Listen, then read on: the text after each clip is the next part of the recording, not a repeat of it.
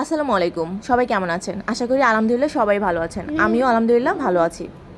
তো আজকে কাতল মাছ তো আমরা অনেকভাবে রান্না করি। আমি যেভাবে খুব মজা করে কাতল মাছ রান্না করে থাকি সেই রেসিপিটি আপনাদের সাথে শেয়ার করব। তো সবার প্রথমে মাছগুলোকে ধুয়ে আমি পরিষ্কার করে নিয়েছি।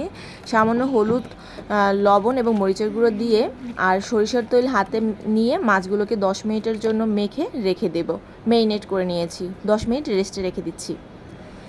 এবার একটি পাত্রে আমি পানি নিয়ে নিচ্ছি। পানির মধ্য দিয়ে দিলাম কয়েক পিস শুকনো মরিচ আর হচ্ছে সামান্য জিরে। পরিমাণ মতো জিরাটা নিতে হবে। আর 10 মিনিটের মতো ভিজিয়ে বেটে নেব। এবার একটি প্যানে আমি তেল দিয়ে দিয়েছি। তেল গরম হয়ে আসলে দিয়ে দিচ্ছি লবণের ছিটে। যে কোনো মাছ খুব সহজেই উল্টানোর জন্য লবণের ছিটেটা দিলে খুব সহজে দ্রুত উল্টে যায়, একটুও ভেঙে যাবে না। এটা একটা টিপস আমার। তো আমি প্রায় মাছ ভাজার সময়, যে কোনো মাছ ভাজার সময় আমি এভাবে গরম তেলে লবণের ছিটে দিয়ে দিই। খুব দ্রুতই দেখুন মাছগুলো খুব সহজেই উল্টে যায়, একটা মাছও ভাঙবে না।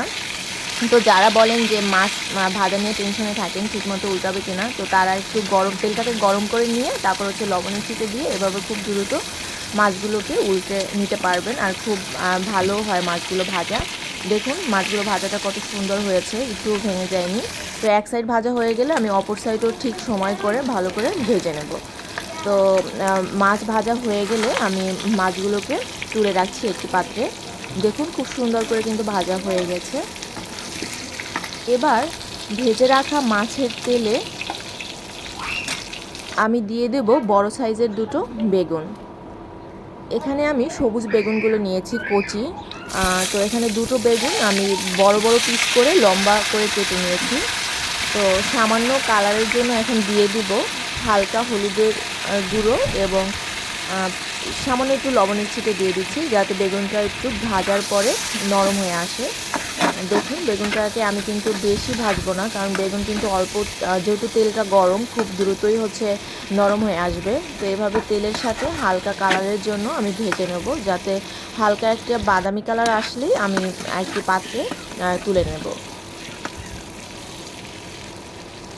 দেখুন বেগুনের কালারটা যখন এরকম হালকা একটা লাল কালার হবে তখন আমি তুলে রাখছি।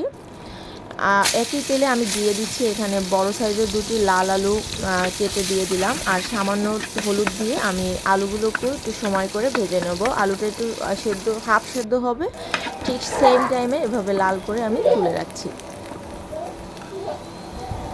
এবার তেলে আমি সামান্য তেল অ্যাড করে দিচ্ছি। তেল দেওয়ার পরে এখানে আমি দিয়ে দিচ্ছি একটি দারচিনি এবং একটি এলাচ, আর দিয়ে দিলাম 5 ফোড়ন। আর এখানে 4টির মতো পেঁয়াজ পেস্ট আমি দিয়ে দিচ্ছি।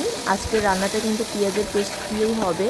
তো পেঁয়াজটাকে কিন্তু এভাবে আমি হালকা ভেজে নিচ্ছি। আর দারচিনি আর এলাচ দেওয়ার কারণ হচ্ছে হালকা একটা আর কি ঝোলটা থেকে হালকা একটা মাংসের ঝোলের একটা ফ্লেভার পাওয়া যায়। তো এখানে আমি খুব সামান্য, বেশি না, একটা একটা করে দিয়ে দিয়েছি, খুব একটা সেন্টের জন্য, টেস্টের জন্য।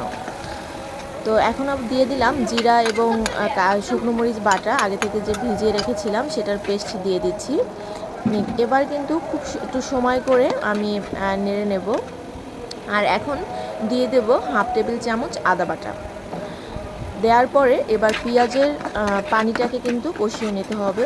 তো পেঁয়াজের পানিটা একেবারে খুব যাতে এভাবে আর কি মাখা মাখা হয়ে আসে, ঠিক সেম টাইমে আমি দিয়ে দেব আগে থেকে পেস্ট করে রাখা 3টি টমেটোর পেস্ট।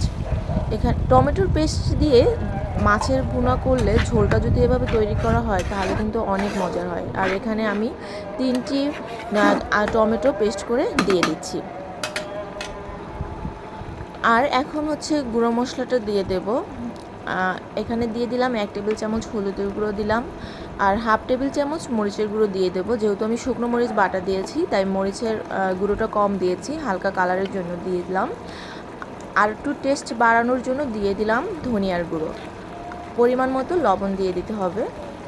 দেওয়ার পরে কিন্তু এই মশলাটাকে একেবারে অতিরিক্ত কোনো পানি অ্যাড না করে খুব সময় নিয়ে, প্রায় এখানে 3 মিনিটের মতো আমি সময় নিয়েছি। সময় নিয়ে টমেটোর থেকে যে পানিটা বের হয়ে এসেছে, টমেটোর পানিটাকে কিন্তু ভালো করে শুকিয়ে নিতে হবে। টমেটোর পানি শুকিয়ে আসলে দেখা যাবে যে মশলাটাও কিন্তু কষানো হয়ে যাবে। তো মাঝখান থেকে এভাবে বারবার নেড়ে দিতে হবে, নাহলে আর কি ফোটার সম্ভাবনা থাকে। তো এভাবে একেবারে দেখুন মাখা মাখা হয়েছে, কিন্তু কত সুন্দর করে মশলাটাকে কষিয়েছি। আর মশলাটাকে কিন্তু খুব ভালোভাবে কষিয়ে নিতে হবে। ভেজে রাখা আলু এবং বেগুনগুলোকে এভাবে মশলার সাথে আমি কষিয়ে নিচ্ছি। এবার দিয়ে দিলাম 2টো পাকা টমেটো। পাকা টমেটো দেওয়ার ফলে তো মাছের তরকারির টেস্টটা একটু ভালোই পাওয়া যায়। তো এখানে আমি কিন্তু টমেটোর পেস্টও দিয়েছি, আর হচ্ছে এভাবে ফালি করে রাখা 2টো টমেটোও দিয়েছি। এবার সবগুলোকে আমি একটু সময় করে কষিয়ে নিচ্ছি। নেওয়ার পরে আমি এখানে 3 কাপ পানি অ্যাড করে দিলাম। পানি দিয়ে হালকা একটু নেড়ে দিলাম। আর তরকারিটা কিন্তু একেবারে মাখা মাখা হবে, আর খেতে খুবই মজার হয়। এবার এক এক করে ভেজে রাখা মাছের পিসগুলো দিয়ে দিচ্ছি। এখানে কিন্তু পানির পরিমাণটা বেশি দেওয়া যাবে না, পরিমাণ মতোই নিতে হবে, যেহেতু মাছ আর কি এক সাইড মাছটাকে ভেজে আমি ঢেকে এভাবে আমি কষিয়ে নিয়েছি। এক সাইড মাছটা যখন এভাবে কষানো হয়ে যাবে মশলার সাথে, ঠিক অপর সাইডও আমি উল্টে দেবো প্রতিটা মাছই, যাতে উভয় সাইডই ভালো করে মশলা প্রবেশ করে। আসলে আমি সত্যি করে বলছি, এভাবে ধাপে ধাপে যদি রেসিপিটা ফলো করেন, কাতলা মাছের এই রেসিপিটা খেতে কিন্তু সবাই অনেক বেশি পছন্দ করবে, আর আসলে অনেক টেস্ট হয়। আমার ব্যক্তিগত ওপিনিয়ন হয়েছে, এই তরকারিটা খেয়ে আমার কাছে মনে হয়েছে আমি কোনো মাংসের ঝোল খাচ্ছি, এমনই টেস্ট হয়েছে মাছের। তো আমি কিন্তু অপর সাইডও হচ্ছে এভাবে কষিয়ে নেব। তো এই পর্যায়ে আমি চুলার আঁচটাকে মিডিয়ামে রাখবো, কারণ আমি চুলার আঁচটাকে যদি বেশি জ্বালিয়ে রাখি তো ঝোলটা একেবারে দ্রুত টেনে যাবে, মাছের মধ্যে ঢুকবে না।